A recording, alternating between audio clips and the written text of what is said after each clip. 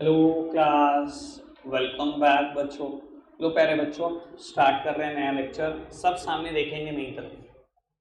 बाबू सब सामने देखेंगे। जो भी बच्चे कल एब्सेंट थे, मैंने बेटा वीडियो दे दी थी ग्रुप में, उम्मीद करता हूँ देख ली होगी। नहीं देखी होगी तो बेटा चैप्टर ब्लैंक है आपका। आज भी कुछ नहीं समझ में आने का, खड़े होकर रहना चाहो तो आपकी इच्छा, बिल्कुल आपकी इच्छा। नहीं आएगा समझ, मतलब ही नहीं समझ आ जाएगा। बाबू मैंने कल दो चीजों पर डिस्कशन करा था, सब सामने देखना। एक इंडिविजुअल डिमांड और एक बेटा मार्केट डिमांड। याद आ रही है बात? इंडिविजुअल डिमांड क्या थी बेटा? इधर देखेंगे, रौनक छोड़ दे इसको। इंडिविजुअल डिमांड क्या थी बेटा? जहां बात चल रही थी बेटा एक सिंगल गुड्स या सर्विस की और एक सिंगल कंज्यूमर की। सर मार्केट डिमांड क्या थी? जहां बात चल रही थी एक सिंगल गुड्स एंड सर्विसेज की, पर बेटा दुनिया के सारे कंज्यूमर की। याद आ रही है आपको बात? एग्रीगेट डिमांड पे मैं बात नहीं कर रहा, क्योंकि बेटा एग्रीगेट डिमांड बहुत बाद का टॉपिक है, 12th क्लास का टॉपिक है। मैंने बता दिया था उसके बारे में, लेकिन कि मैं क्या डिस्कशन करूंगा उसमें। समझ में आ रही है बात? इंडिविजुअल डिमांड और market demand. Sir individual demand को अफेक्ट करने वाले कुछ फैक्टर्स भी बढ़ दिए थे हमने। एक तो बेटा प्राइस ऑफ द कमोडिटी सबसे पहले अफेक्ट करता है, जिसमें मैंने एग्जांपल दिया था, अगर आपको याद हो, टीवीएस आई क्यूब का। तो वो उसके बाद प्राइस ऑफ रिलेटेड गुड्स, जिसमें दो तरीके के गुड्स थे, सब्स्टिट्यूट एंड कॉम्प्लीमेंट्री गुड्स। उसके बाद तीसरा इनकम ऑफ कंज्यूमर की मैंने बात कर ली थी बेटा। उसके बाद टेस्ट एंड प्रेफरेंसेस की बात कर ली थी। और बाबू फिर last factor expectation of change in the price in future. 5 factor की बात कर ली थी मैंने। ठीक है जी, उम्मीद करता हूँ पढ़ा होगा, अगर घर जाकर या यहाँ रीड भी किया होगा तो सब कुछ समझ में आ गया होगा। ठीक है जी बाबू, अब मैं आगे के फैक्टर कराने जा रहा हूँ। ठीक है ना जी, इंडिविजुअल डिमांड को अफेक्ट करने वाले फैक्टर खत्म हो गए। अब बेटा मार्केट डिमांड को अफेक्ट करने वाले फैक्टर इधर देखना। मार्केट डिमांड क्या है, याद है ना? दुनिया के सारे कंज्यूमर्स की डिमांड है मार्केट डिमांड। बाबू मार्केट डिमांड को कौन कौन से फैक्टर अफेक्ट करते हैं, मेरा टॉपिक है, प्लीज सामने देखो बेटा। मार्केट डिमांड को कौन कौन से फैक्टर अफेक्ट करते हैं, मेरा टॉपिक ये। सर इंडिविजुअल डिमांड को अफेक्ट करने वाले सारे फैक्टर तो यहां आ ही जाएंगे, प्लस कुछ और आएंगे। सुन लो, मार्केट डिमांड को अफेक्ट करने वाले फैक्टर कौन से हैं? वो 5 तो हैं ही हैं जो इंडिविजुअल डिमांड को अफेक्ट करते हैं। अगर इंडिविजुअल डिमांड को अफेक्ट करेंगे तो मार्केट डिमांड को तो ऑलरेडी इंपैक्ट करेंगे ना, क्योंकि मार्केट डिमांड बन तो हर इंडिविजुअल की डिमांड से रही है ना बेटा। समझ में आ रही बात? तो बाबू वो 5 फैक्टर तो हैं ही हैं, इसके अलावा भी कुछ हैं। अब बाबू इसके अलावा कितने? बाबू 3 और हैं बहुत सिंपल, मिनटों का काम है, खत्म करते हैं। रीड करने का टाइम बाद में ही मिलेगा, पहले बेटा हम समझना शुरू करेंगे। आओ प्यारे बच्चों समझते हैं इसको। आखिरी में 5 मिनट लगा देंगे रीडिंग का। सर सबसे पहला फैक्टर जो अफेक्ट करता है मार्केट डिमांड को, वो है बेटा size and composition of population.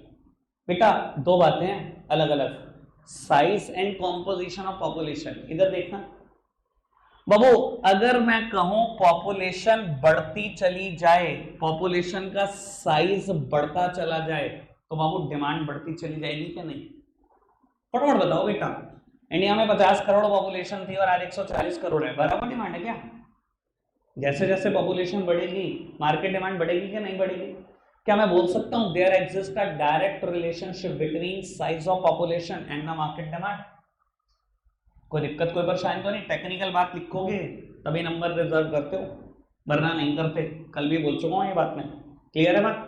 Babu what do you mean by composition of population? बेटा कॉम्पोजिशन की वजह से भी बेटा मार्केट डिमांड पे फर्क पड़ता है।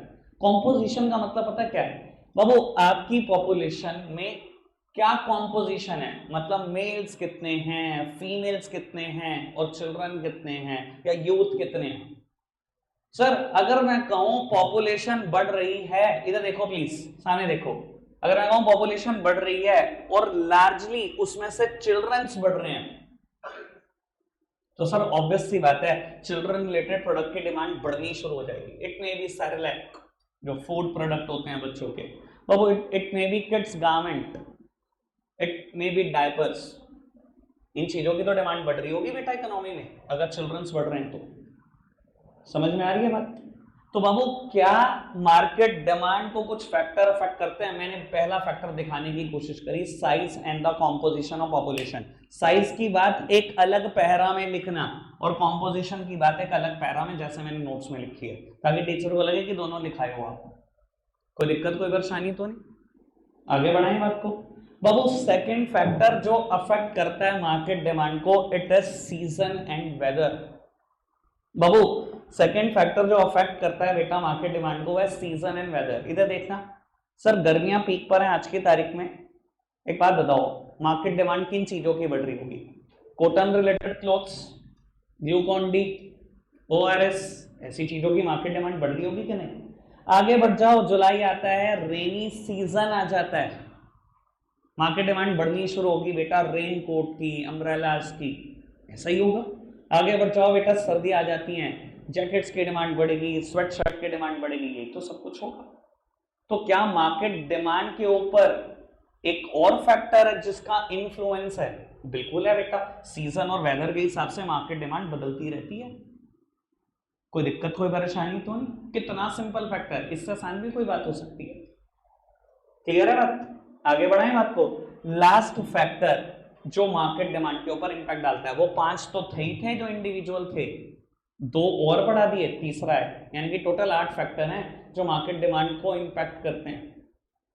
ठीक है जी बाबू। Third factor is distribution of income. इधर देखना प्यारे बच्चों, मेरी तरफ बाबू, डिस्ट्रीब्यूशन ऑफ इनकम की बात चल रही है। एक बात बताओ, क्या मेरे देश में इनकम इवनली डिस्ट्रीब्यूटेड है, या मेरे देश में रिच और पुअर के बीच खाई बहुत बड़ी है? देखो दोनों में से एक चीज तो है, मेरे देश में इनकम सबकी लगभग एक जैसी है क्या? आपको अपने देश के हालात बताऊं मैं, जो 10% टॉप 10% पॉपुलेशन है ना, जो रिचेस्ट 10% लोग हैं, उनके हाथ में बेटा इकोनॉमी का 90% पैसा है। और जो बचे हुए 90% लोग हैं ना, उनके हाथ में इकोनॉमी का बचा हुआ 10% पैसा है। एक्चुअल बात है ये बिल्कुल। सर हमारे देश में ना रिच और पुअर की खाई इतनी बड़ी है कि मैं अगर आपको इस बात से समझाना चाहूं कि एक डॉक्टर एक सर्जरी परफॉर्म करता है ना, लाख से 1.5 लाख रुपए मांग लेता है, वो सर्जरी शायद 1 घंटे की भी नहीं होती, डॉक्टर मांगता है लाख रुपए 1.5 लाख रुपए एक सर्जरी के। और उसी डॉक्टर के क्लिनिक के बाहर खड़ा हुआ वॉचमैन 8,000 रुपए महीना लेता है, मतलब साल के भी लाख रुपए नहीं कमा पाता। ये रिच और पुअर की खाई है हमारे देश में, मानते हो? ऐसा ही है। मैं जो बोल रहा हूँ बेटा मार्केट से रिलेटेड बात बोल रहा हूँ, मैंने कोई ऐसी बात तो नहीं है जो बना दी हो बस मनगढ़ंत, ऐसा है कि नहीं है? पक्की बात। तो सबकी इनकम एक जैसी तो नहीं है ना, मानते हो ना? जो रिच है तो वो तो भाई साहब एक्सट्रीम लेवल पे रिच है, और जो पुअर है यार उनकी हालत बहुत खराब है, ठीक है ना? जो कि झोपड़ियों में भी रहने वाले लोग हैं, टाइम का खाने वाले भी लोग हैं, बहुत है ना ऐसे।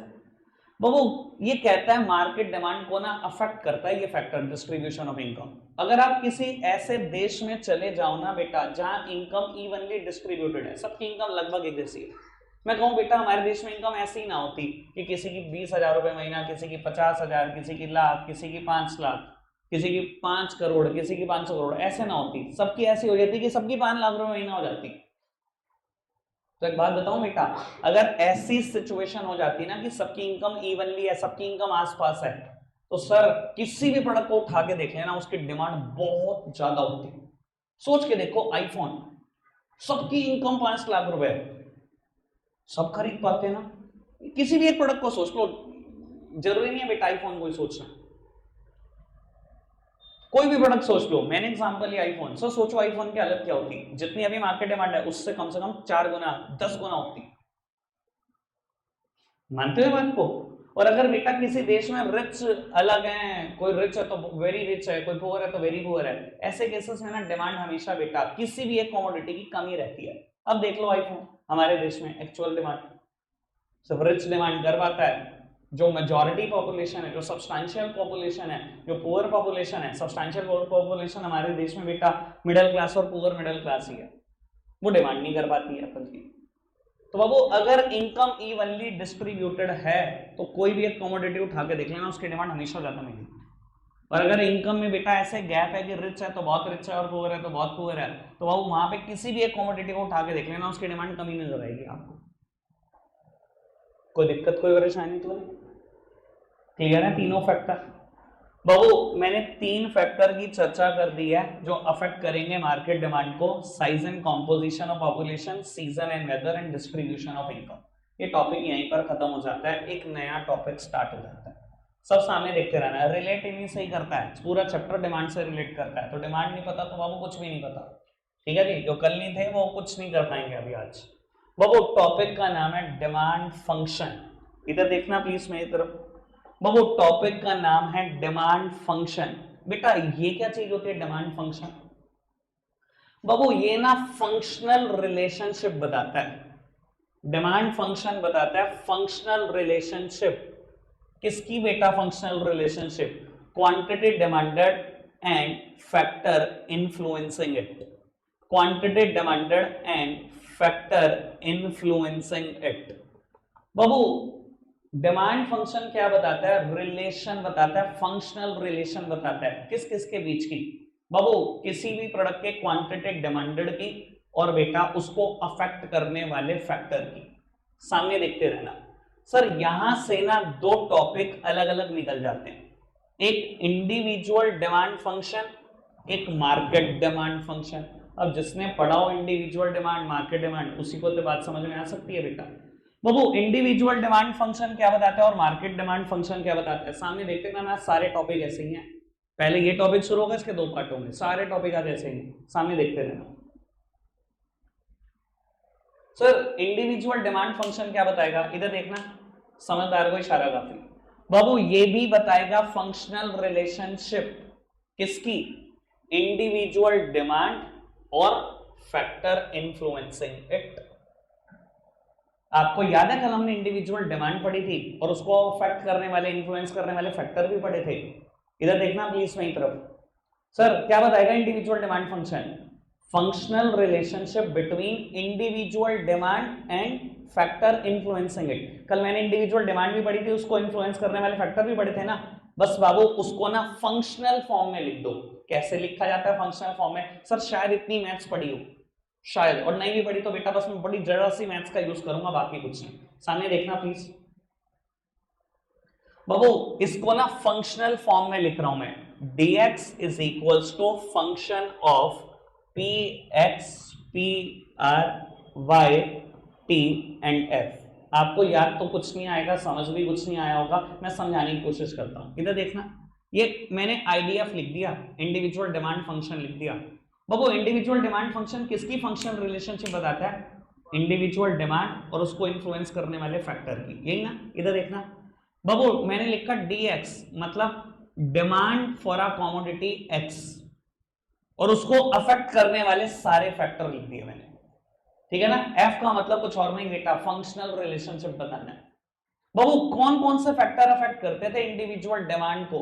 Sir price of commodity x, price of related goods, income of consumer, income is represented by y, आई नहीं, आई टर्म हमने इन्वेस्टमेंट को दे रखी है पूरी इको के लिए, 12th क्लास तक के लिए।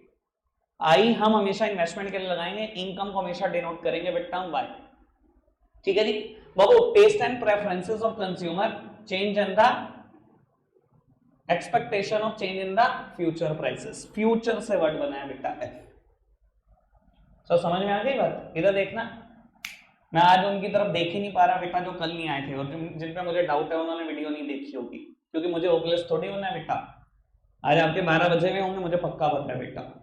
आओ जी बाबू, डिमांड फंक्शन क्या है? इधर देखना, डिमांड फंक्शन फंक्शनल रिलेशनशिप बताता है 2 चीजों की, quantity demanded and factor influencing it.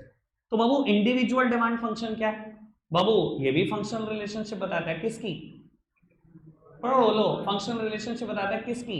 Individual demand और उसको इन्फ्लुएंस करने वाले फैक्टर की।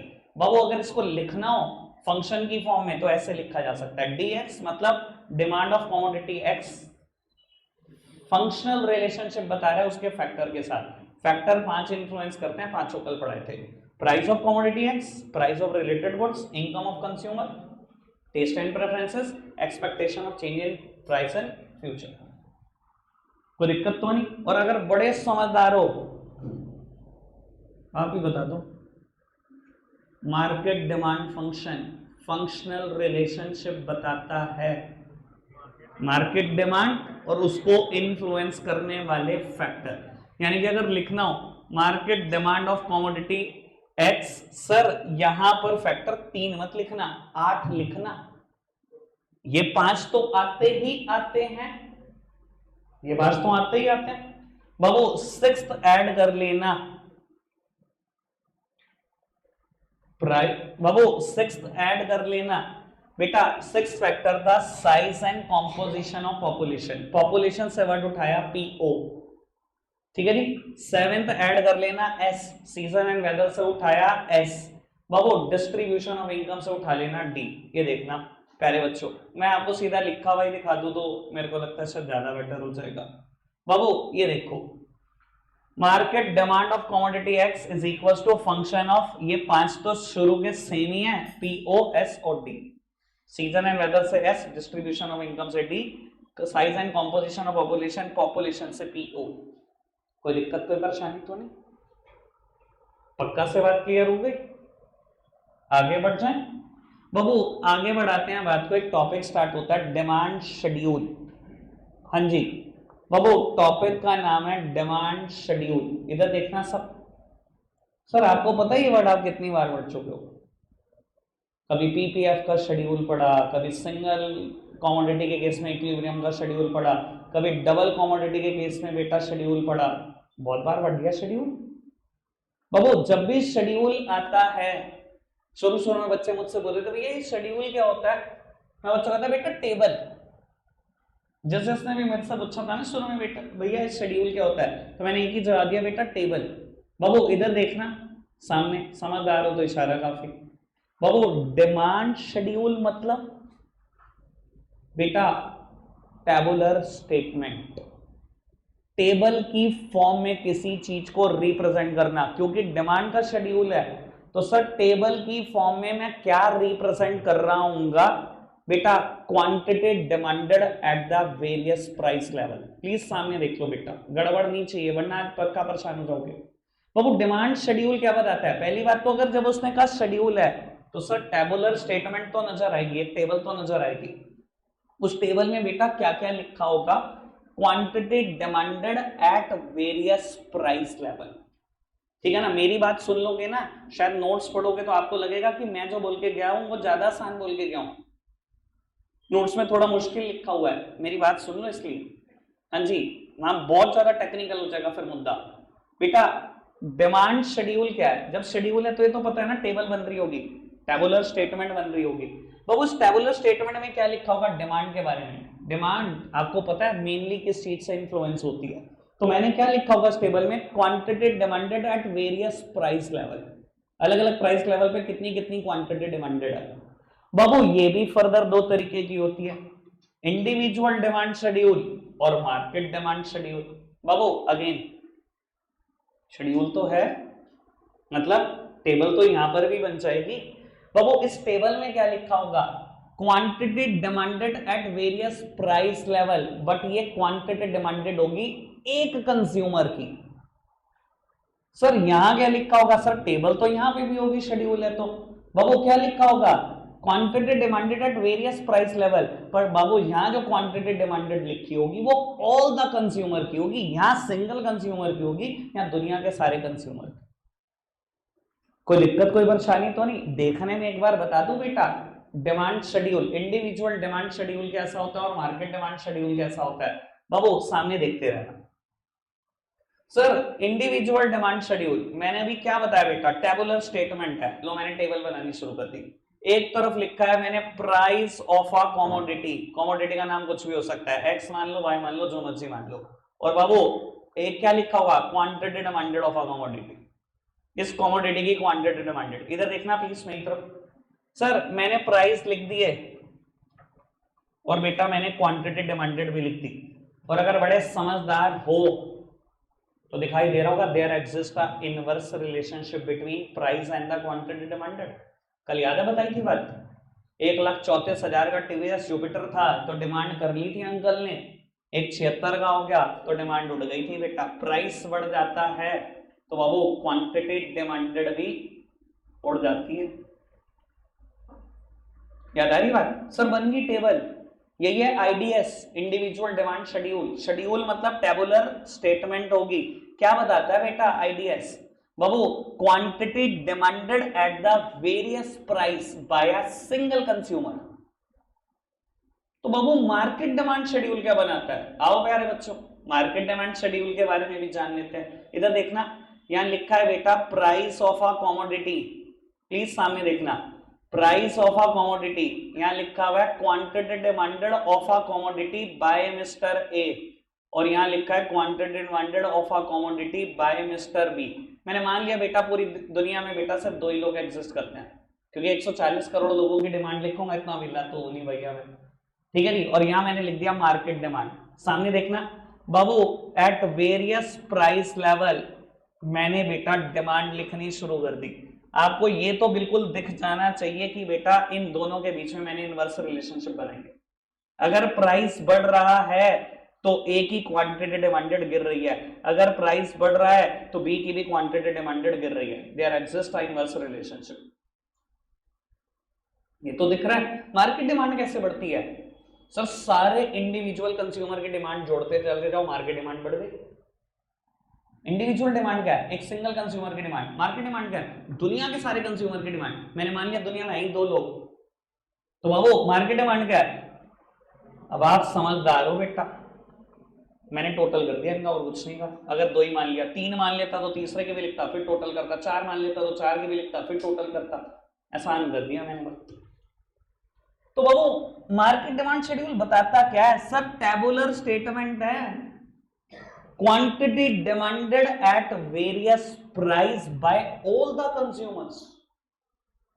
क्या मैंने टेबल की फॉर्म में बताया कि कितनी quantity demanded at different prices by all the consumers?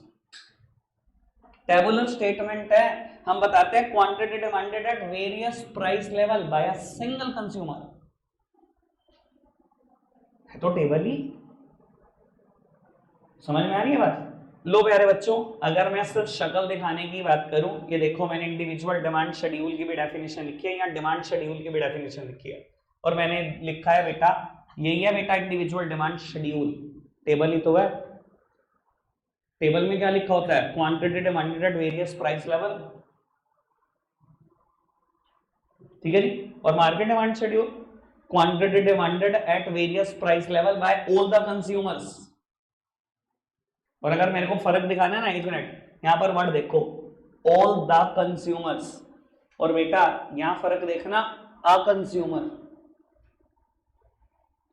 बाकी सारी डेफिनेशन सेम है, वर्ड बाय वर्ड सेम लिखा हुआ है, अभी पढ़ोगे पता लगेगा। कोई दिक्कत कोई परेशानी तो नहीं? पक्की बात। इधर देखना बाबू, अगली डेफिनेशन है डिमांड कर्व। कुछ याद आया होगा शायद। कर्व ग्राफिकल रिप्रेजेंटेशन याद आया? मैं तो शुरू से ऐसे पढ़ा रहा हूं, किसी भी चीज में वर्ड दिख जाए शेड्यूल मतलब टेबल, किसी भी चीज में दिख जाए कर्व मतलब ग्राफिकल रिप्रेजेंटेशन। तो बाबू ग्राफिकल रिप्रेजेंटेशन तो होगी, ग्राफ तो पक्का बनेगा बनेगा। सामने देखेंगे बेटा, ग्राफ तो पक्का बनेगा ही बनेगा। किसका ग्राफ? डिमांड। बाबू graphical representation of demand schedule is known as demand curve. Graphical representation of demand schedule is known as demand curve. समझदार को इशारा काफी। Sir what do you mean by individual demand curve? graphical representation of individual demand schedule is IDC. What do you mean by MDC? market demand curve क्या है? graphical representation of market demand schedule। क्या बाबू graphical representation नहीं करनी आती हमें? आओ प्यारे बच्चों अभी सीख लेते हैं, इसमें क्या दिक्कत और परेशानी। बाबू ऑन वाई एक्सेस, घर भाई कोई नहीं बताएगा दोबारा। ऑन y एक्सेस बेटा मैंने प्लॉट कर दिया price of a commodity, on x axis बेटा मैंने प्लॉट कर दिया quantity demanded of a commodity. अगर कमोडिटी x है तो बाबू price of x quantity demanded of x। अगर कमोडिटी एप्पल है, price of apple quantity demanded of apple. Commodity का नाम कुछ भी हो सकता है, ठीक है जी। सर मैंने किसको प्लॉट करना है? मैं अगर इंडिविजुअल डिमांड कर्व बनाने जा रहा हूं तो ग्राफिकल रिप्रेजेंटेशन देनी है इंडिविजुअल डिमांड शेड्यूल की। बाबू आप अपने नोट्स में उठाकर देख लो IDS मतलब इंडिविजुअल डिमांड शेड्यूल। अब देखोगे जब प्राइस 5 है तो क्वांटिटी डिमांडेड 1 है। इधर देखना क्वांटिटी डिमांडेड 1 है जब प्राइस 5 है, ऐसे ही है बाबू। क्वांटिटी डिमांडेड 2 है जब प्राइस 4 है, ऐसे ही है। 3 पे 3 है, 4 पे 2 है और 5 पे 1 है, ऐसे ही है। देख लो बेटा, अगर आप नहीं देख पा रहे तो मैं ये दिखा देता हूं। ये रहा इंडिविजुअल डिमांड शेड्यूल, इसकी ग्राफिकल रिप्रेजेंटेशन ये इंडिविजुअल डिमांड कर। सर 5 के प्राइस पे क्वांटिटी डिमांडेड 1, 4 के प्राइस पे 2, 3 पे 3, 2 के प्राइस पे 4, 1 पे 5। मैंने यही तो किया। इधर देखना 5 के प्राइस पे 1 क्वांटिटी डिमांडेड, क्वांटिटी डिमांडेड यहाँ है 1 ले लेना अगर प्राइस 5 हो तो। 4 के प्राइस पे ये 2 पर ले लेना, 3 के प्राइस पे ये 3 पर ले लेना, 2 के प्राइस पे ये 4 पर ले लेना और 1 के प्राइस पर ये 5 ले लेना। ऐसी तो थी बाबू। आप इसको मिला दो। वैसे अगर आप समझदार हो और पीछे से पढ़ते हुए आ रहे हो, जो ये चैप्टर पढ़ रहे हैं उनकी बात नहीं कर रहा हूं, जो पीछे से पढ़ते हुए आ रहे हो, सर दोनों में इनवर्स रिलेशनशिप थी, कर्व की प्रॉपर्टी क्या होनी चाहिए। सर मैं अभी स्ट्रेट लाइन की बात मत ही करो, स्ट्रेट लाइन तो वो MRS पर, वो सैक्रिफाइस गेन पर डिपेंड करता है, वो गेन सैक्रिफाइस बात की बात है। बाबू डाउनवर्ड स्लोपिंग होनी चाहिए कि नहीं। अगर दो चीजों के बीच कभी भी इनवर्स रिलेशनशिप होगी हमेशा वो देखने में डाउनवर्ड स्लोपिंग होगा। क्या आपको दिखाई दे रहा है बेटा इंडिविजुअल डिमांड का डाउनवर्ड स्लोपिंग है? कोई दिक्कत कोई परेशानी तो नहीं। और अगर बेटा मुझे मार्केट डिमांड कर्व भी प्लॉट करना, इधर देखना सब सामने। बाबू मैं मतलब खुद नहीं प्लॉट कर रहा इसको ना यार, सीधा दिखाता हूं। इधर देखना सर प्राइस गिरता चला जा रहा है बाबू, हाउस होल्ड ए की डिमांड ऑफ ए बढ़ती चली जा रही है। ये तो पता ही है ना, प्राइस और क्वांटिटी डिमांडेड में बेटा इनवर्स रिलेशनशिप है। सर प्राइस गिरता चला जा रहा है, बी की भी डिमांड बढ़ती चली जा रही है, ऐसे ही है ना। तो वो मार्केट डिमांड कैसे बढ़ती है? अगर दो ही हाउस होल्ड एग्जिस्ट करते हैं दुनिया में, इन दोनों की डिमांड का टोटल कर लो, बन गई मार्केट डिमांड, है ना, बन गई मार्केट डिमांड। आओ जी इसको प्लॉट करना कर्व पर कौन सी मुश्किल बात है बेटा, कोई मुश्किल बात नहीं है। जब प्राइस 5 है तो बाबू कितना है मार्केट डिमांड? 3। 4 पे कितना है? 5, 3 पे 7, 2 पे 9 और 1 पे 11। आओ प्यारे बच्चों क्या ही दिक्कत है, लो ये रहा। पहले बेटा demand of A, house hold a का भी कर्व हमने प्लॉट कर दिया, बी का भी प्लॉट कर दिया और फिर बेटा मार्केट डिमांड कर्व भी प्लॉट कर दिया। जो 5 के प्राइस पर 3 था, देख लो इन दोनों के बिल्कुल बीच में, देख लो 5 के प्राइस पर 3 था कि नहीं था? 5 प्राइस था तो ये 3 था। 4 पे कितना है? 5। ये देखना 4 प्राइस पे कितना है? 5। 4 और 6 के बीच में दिखाई दे रहा है ना बेटा। बाबू ये पूरा कर प्लॉट हो जाएगा अगर आप 500 पॉइंट डाल दोगे। Demand of A, demand of B, it is market demand, demand market. Simple था टॉपिक। सर मैंने आज कुछ खास नहीं कराया, डिटर्मिनेंट्स ऑफ मार्केट डिमांड कराया, फिर हमने डिमांड फंक्शन पढ़ा। डिमांड फंक्शन दो तरीके का, individual demand function, market demand function. फिर बाबू हमने दोनों के शेड्यूल पढ़े, डिमांड शेड्यूल, उसमें 2 शेड्यूल हैं, individual demand schedule, market demand schedule. फिर हमने डिमांड कर्व पढ़ा, उसमें भी 2 हैं, इंडिविजुअल डिमांड कर्व और मार्केट डिमांड कर्व। क्लियर है बात? पक्का से? बाबू रीड करना शुरू करो, क्या होगा, भाग कहां है, प्रॉब्लम लो, पढ़ो।